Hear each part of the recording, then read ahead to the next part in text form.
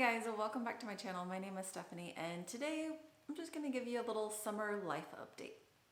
Back in June, the hubby and I went to Lake Tahoe for our 5-year anniversary and it was gorgeous. If you have never been to Lake Tahoe, I highly recommend it. We stayed in this cute little B&B called the Cottage Inn at Lake Tahoe, and all the little cabins are custom done and each one's different, and it was just very homey and cute and I loved it. There's only like 12 cabins or something like that, so it's very small, no kids are allowed, so it's definitely like an adult only kind of thing, but it was just beautiful. They had a little private pier or dock that you could go out and get on the lake. We did end up jumping in the lake on our last day, which was freezing cold. It was just a fun experience for my husband and I to do together. The one thing I will recommend if you ever do decide to go is there is a hot air balloon ride that you take off and land on the lake, and it was just breathtaking. It was so much fun. I'm scared of heights. I was really not sure how I was gonna do with it. And my husband was even surprised that I was the one that brought it up and suggested we do this. I never felt like going up or coming down, never felt any kind of movement or anything like that. So the team that guides you and that takes you up and does all that and does the boat, they were phenomenal. So I will leave the link down below, but they were awesome. So I highly recommend that if you are ever in the area. And we actually delayed going on this trip because our anniversary is technically back in March, but I was still breastfeeding Matthew at the time and I did not want to go on a trip like that and have to worry about pumping and bringing milk back with me and all of that stuff. I just didn't want to have to deal with any of that. So I was like, give me some time, let me wean from Matthew and for breastfeeding and all of that, and then we'll go and I'll be able to just, be myself. So that was the first reason why we waited. And then the second one was I knew that we were going to be wanting to try for baby number 2. And I knew I'd already called my doctor's office and they had told me that we couldn't go forward with a transfer or anything like that until I was completely done breastfeeding. So this kind of worked out together, and it just gave me a deadline that I had set for myself of the end of May to be completely done breastfeeding. So it was a nice little balance and it worked out for us. The other miserable thing that's been going on is Matthew and I basically have been sick for 3 weeks out of the month of July. Not fun at all. Both of us had a terrible virus that lasted over a week for both of us, and it was just miserable. He was miserable. His lasted about 10 days, I guess, because his little lymph nodes got infected after he finally got over the virus. And so we're all back to normal and back to 100% at this household. The other kind of unfortunate thing is that I did go and get checked out from a dermatologist just to, make sure that I'm doing okay. Nothing has popped up or anything, because I think the last time I went was 2 years ago before we ever did IVF and got pregnant with Matthew. So it's been a while. I have skin cancer that runs in my family. My dad has had it several times. So I know that for me, I have that really fair skin. I need to go and get checked out. So I knew it was a good idea. Unfortunately, they did find something and it came back as skin cancer. So that was a little alarming because I've never had that happen before. One of the treatment options that they wanted to do for me was a chemo cream. And that was gonna take up to 12 to 16 weeks for it to work, depending on how my body responded to it. And then the question was, well, if I'm putting chemo technically in my body, how long is that gonna take to get out of my body and out of my system? And it was gonna take up to 4 to 6 weeks for that to happen. And so all of that to say, when I found out that news, we were ready to go for a transfer. I was literally just waiting for my cycle to start. So that's how close we were to being ready. And then I find this news out and find out that we might be delayed 4 to 6 months. It was devastating. And it was just I was kind of angry at myself and at my body, because I'm like, my body is the thing that is used to carry these babies. And now my body is failing me because I have this skin cancer that now I have to deal with. And so it was just emotional few days.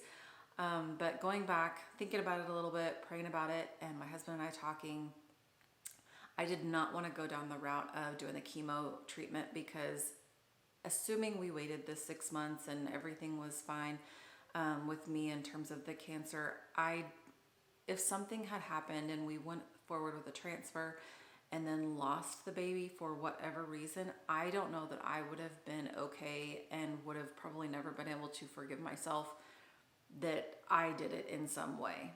Whether that is true or not, probably not. However, that is what I thought, and I couldn't go down that route.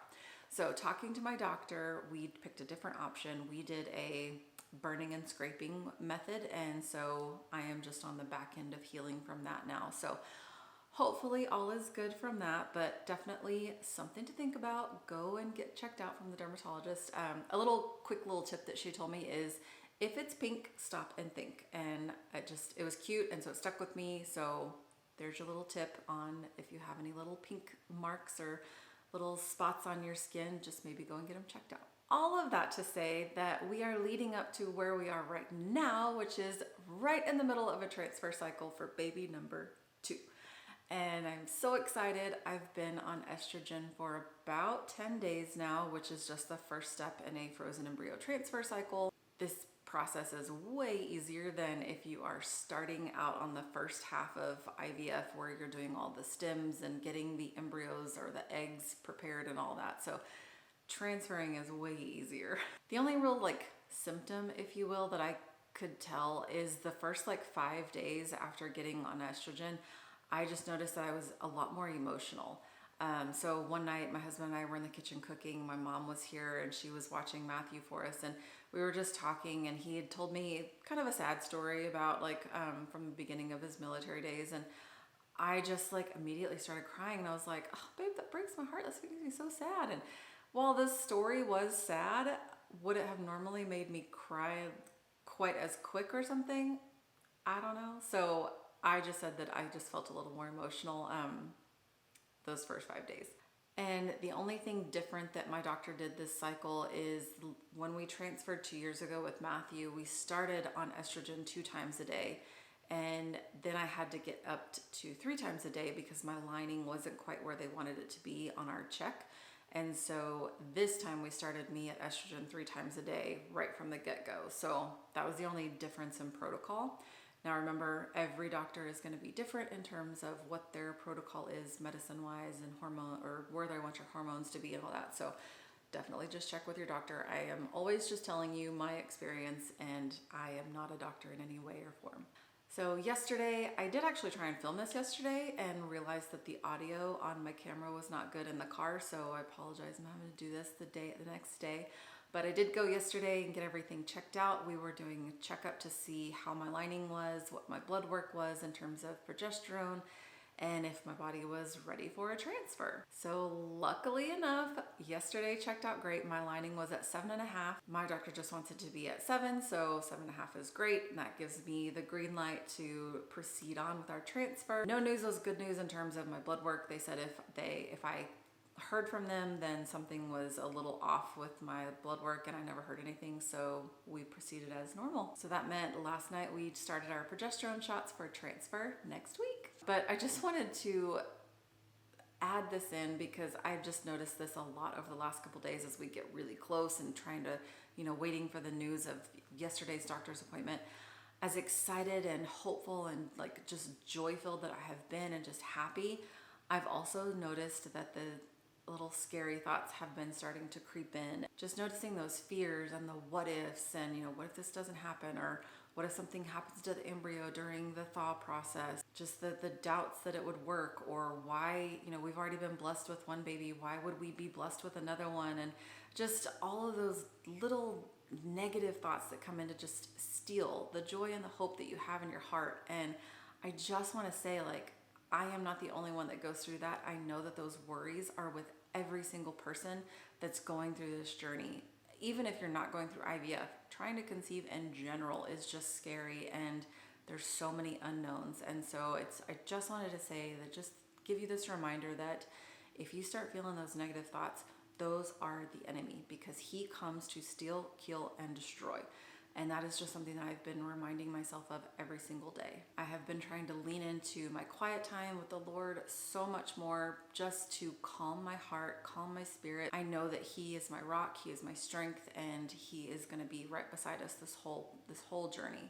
Something else to just keep in mind is God's voice is going to calm me Satan's voice is going to make me obsess about all of the different like negative things. God's voice is going to comfort me. Satan's voice is going to make me worry. God's voice is going to encourage me. Satan's voice is going to discourage me.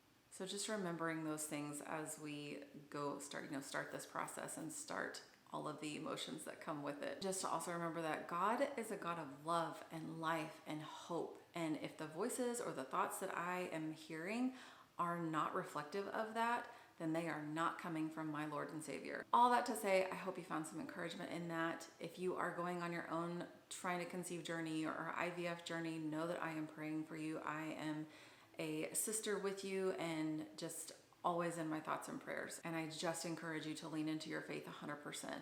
Lean into it because God's got you and his timing is 100% perfect. He is never early. He is never late. He is perfect on time. I hope you enjoyed this video. I hope you found it helpful. If you did, give it a big thumbs up, click that little subscribe button. If you know somebody that's also on trying to conceive or IVF, feel free to share this video with them. If you have any prayer requests, make sure you drop those down below. Like I said, I'm always praying for you guys. Even if I do not know a specific prayer request, I'm always just including you in my prayers. But I will talk to you guys soon with another update on how all of this is going. I hope you guys have a wonderful week.